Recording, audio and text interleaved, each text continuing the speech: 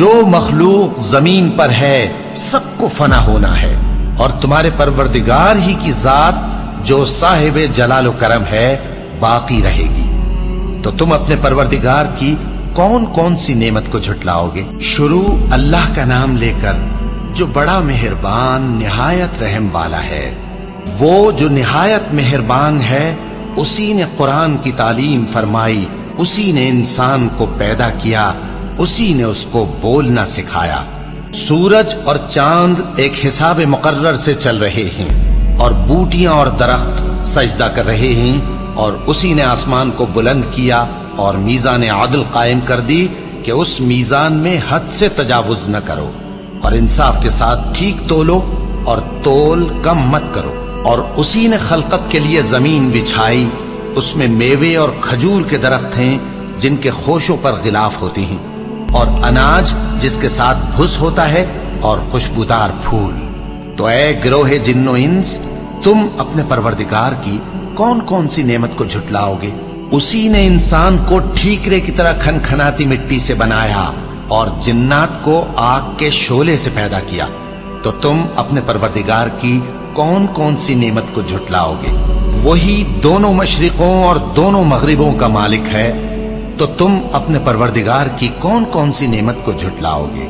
اسی نے دو دریا رواں کیے جو آپس میں ملتے ہیں، مگر دونوں میں ایک آڑ ہے کہ اس سے تجاوز نہیں کر سکتے۔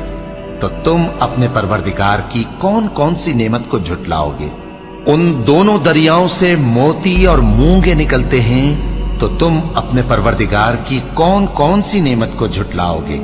اور جہاز بھی اسی کے ہیں جو سمندر میں پہاڑوں کی طرح اونچے کھڑے ہوتے ہیں، تو تم اپنے پروردگار کی کون کون سی نعمت کو جھٹلاؤ گے؟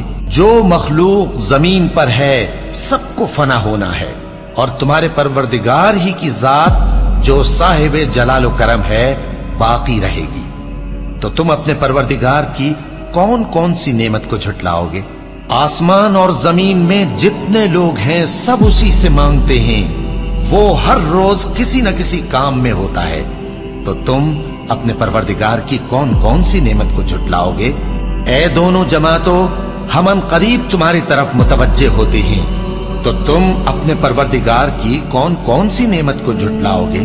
اے گروہ جن و انس، اگر تمہیں قدرت ہو کہ آسمان اور زمین کے کناروں سے نکل جاؤ تو نکل جاؤ، اور زور کے سوا تو تم نکل سکنے ہی کہ نہیں، تو تم اپنے پروردگار کی کون کون سی نعمت کو جھٹلاؤ گے؟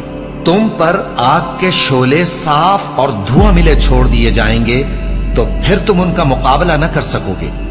تو تم اپنے پروردگار کی کون کون سی نعمت کو جھٹلاؤ گے؟ پھر جب آسمان پھٹ کر تیل کی تلچھٹ کی طرح گلابی ہو جائے گا تو وہ کیسا ہولناک دن ہوگا۔ تو تم اپنے پروردگار کی کون کون سی نعمت کو جھٹلاؤ گے؟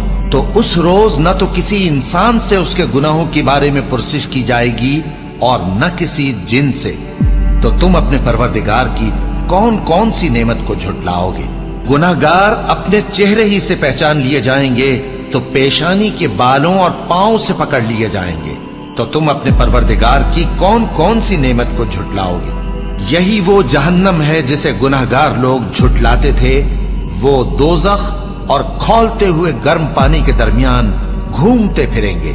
تو تم اپنے پروردگار کی کون کون سی نعمت کو جھٹلاؤ گے؟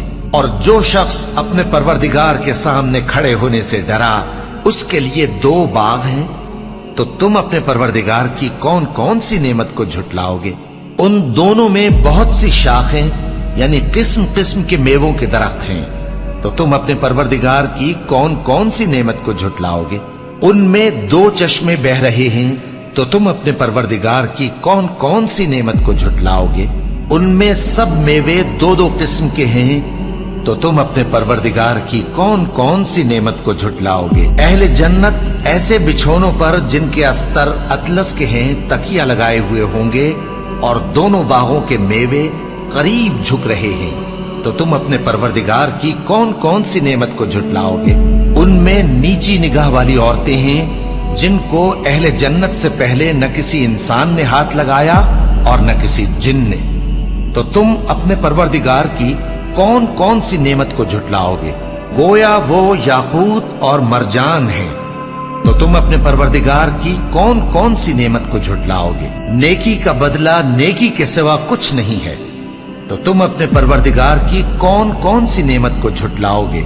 और उन बागों के अलावा 2 बाग और हैं, तो तुम अपने परवरदिगार की कौन कौन सी नेमत को झुटलाओगे। दोनों खूब गहरे सब्ज, तो तुम अपने परवरदिगार की कौन कौन सी नेमत को झुटलाओगे।